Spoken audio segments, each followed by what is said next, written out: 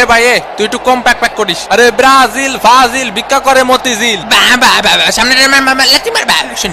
এটার ভিতর পিছন দিয়ে টান টান টান শুন। সামনে দিয়ে সুন্দর ভাবে যাচ্ছে লাথি মার শুন শুন শুন। এ ভাই লাথি তো আসতে মারিছি আমি।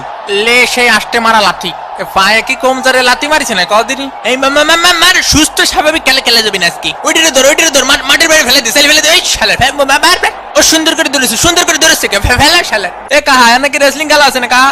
আরে হ্যাঁ তুমি জানো না? ওইটারে ধর গাদর টান্ডে ফেলে দে।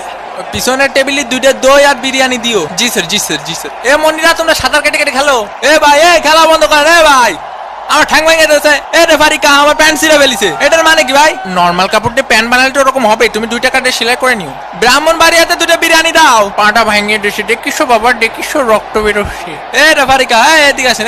ব্রাজিলের ফাজিল গুলো কি সব খেলা পাইছে না? ওই যে ওরে যে লাথি মারলো লাথি মারে যে রক্ত বেরোচ্ছে এখন ওরে ব্যান্ডেজ কিনে দেবে কেটা? ওরে মারে ওরে শেষ আমার জীবন যৌবন সব শেষ। ওরে মাথায় দেখতে পাচ্ছি না রে ভাই মাথায় দেখতে পাচ্ছি না। কিরে মেসি ভাইয়ের আবার কি হলো?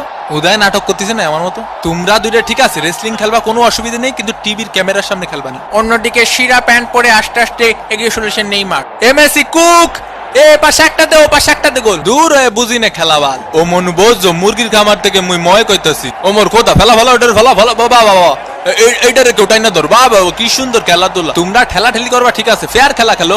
তুমি নেইমার বেশি পাকনামি করার দরকার নেই। তুমি ওই পাশের গোল পোস্টে একখান গোল দিও তুমি এই পাশের একখান দিও আর বাকি খেলা আমি খেলবানি ঠিক আছে।